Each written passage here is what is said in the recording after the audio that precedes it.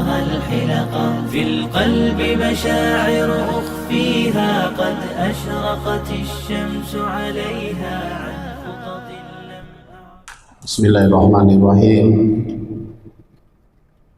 Assalamualaikum warahmatullahi wabarakatuh. Alhamdulillah alladzi arsala rasulahu bil huda wa dinil haqq liyuzhirahu 'ala dini kullihi wa kafa billahi shahida. Asyhadu an la ilaha illallah wahdahu la syarikalah wa asyhadu anna Muhammadan 'abduhu wa rasuluh sallallahu alaihi wasallam la nabiyya ba'dahu amma ba'd. Qala ta'ala fil Qur'anil Karim, a'udzu billahi minasy syaithanir rajim. Bismillahirrahmanirrahim. Laqad kana lakum fi rasulillahi uswatun hasanah liman kana yarjullaha wal yawmal akhir wa zakarallaha katsiran.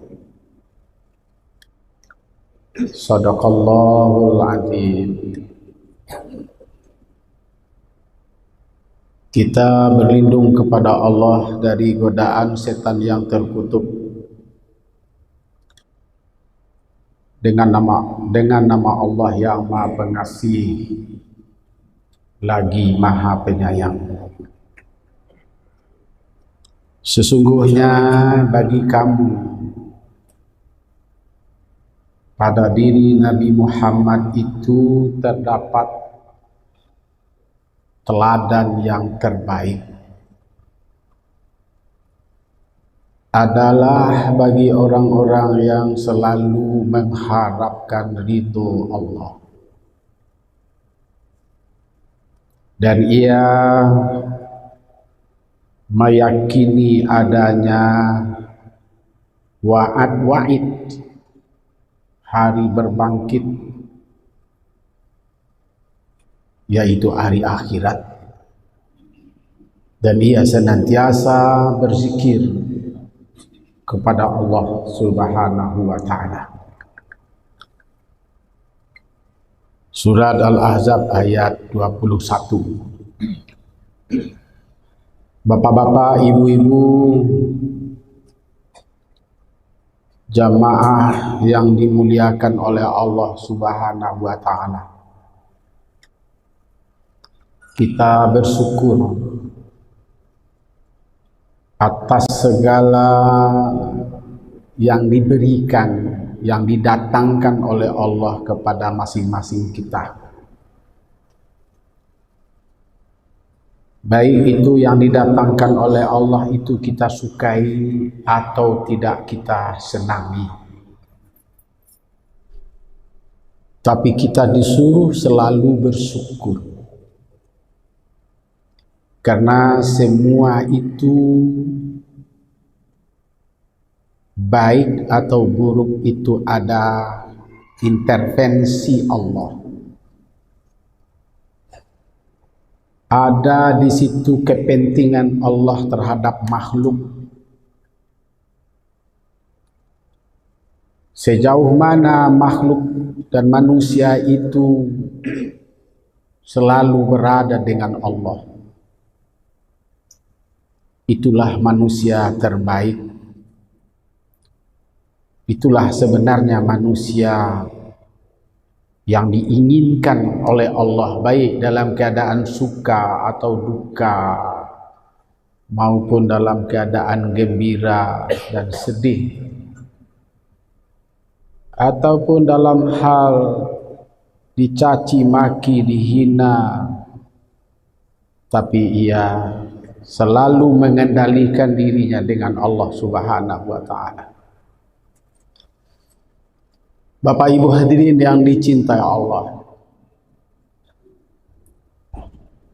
ayat yang baru kita baca sangat erat sangkut pautnya dengan kepemimpinan. Sangat erat kaitannya dengan ulama, sangat kaitannya dengan umara. Kenapa? Karena belum ada contoh terbaik selain contoh yang telah dicontohkan oleh Allah Subhanahu wa ta'ala di dalam memimpin manusia. Bapak Ibu hadirin yang dimuliakan Allah. Maka kepemimpinan yang terbaik itu yang kita contoh, yang kita teladani, yang kita ikut adalah kepemimpinan yang pernah ada pada diri Nabi Muhammad sallallahu alaihi wasallam. Kepemimpinan yang ada pada diri Nabi Muhammad itu ada tiga. Ada tiga terma, ada tiga lafaz yang Allah ucap di dalam Al-Quran. Ada kepemimpinan itu disebut dengan imam. Lembaganya disebut dengan al-imamah. Siapa itu imam? Ia yang berada di depan untuk mengatur orang-orang yang ada di belakangnya. Ia kapasitasnya sebagai orang yang berada di depan adalah uswah wa tatbiq. Dia sebagai teladan dan mengeksenkan keteladanannya itu, menunjukkan keteladanannya itu di dalam kehidupan. Dia tidak hanya pandai menyuruh, tapi dia dulu mengerjakan. Dia membencinya, dia juga paling dulu mengeksekusinya. Maka dia menjadi teladan sebagai seorang imam. Maka disebut imam al-mu'minin. Imamal anbiya wal mursalin, imam bagi para rasul dan para nabi-nabi. Kerek kepada kepemimpinan, keimamannya Nabi Muhammad sallallahu alaihi wasallam itu.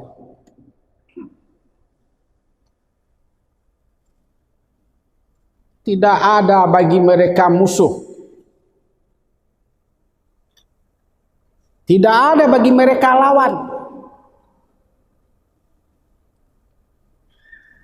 Satu orang musuh itu terlalu banyak.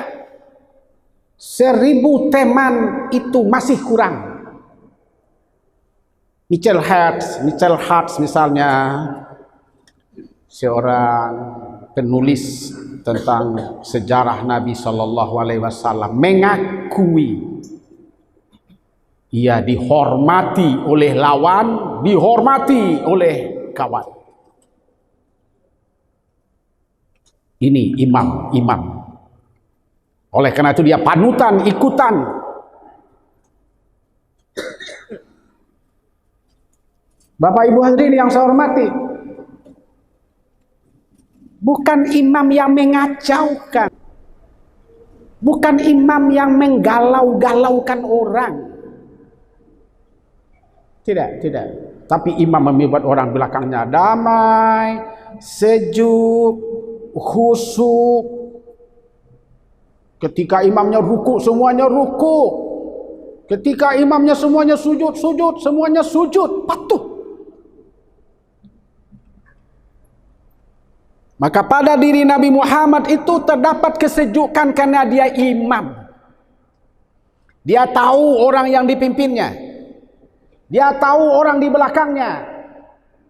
Dia mengerti kemampuan intelektual, emosional orang-orang yang dipimpinnya. Maka Nabi SAW itu imam. Maka dia diceladankan, dicontohkan oleh Allah untuk kita memilih pemimpin yang seperti itu.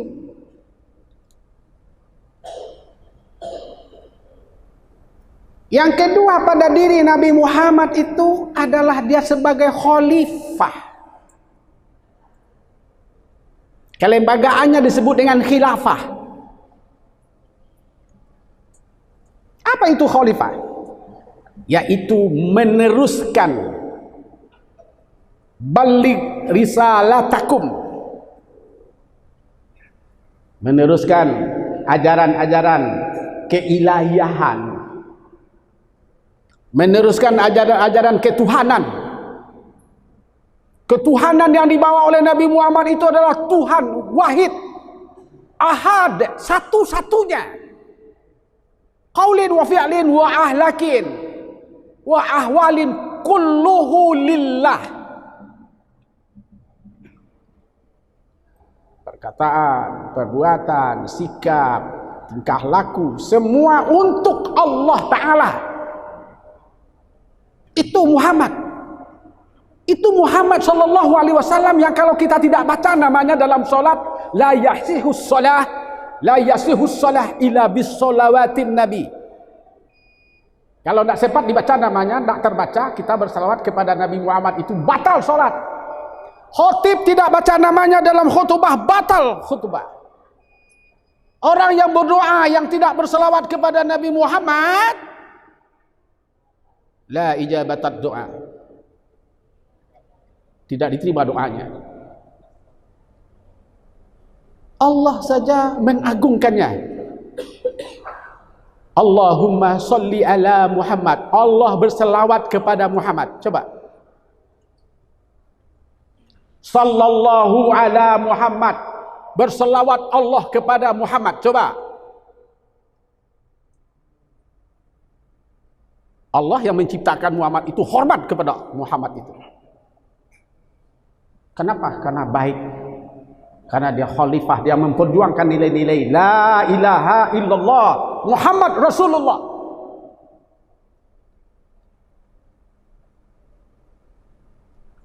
Maka Muhammad itu pembawa risalah, membawa kerasulan, menegakkan keadilan.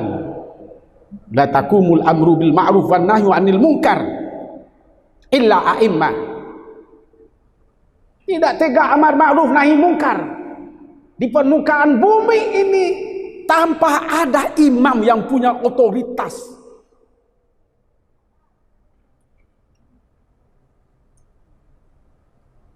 Yang ketiga pada diri Nabi Muhammad itu ia sebagai amir. Kelembagaannya disebut dengan umaro.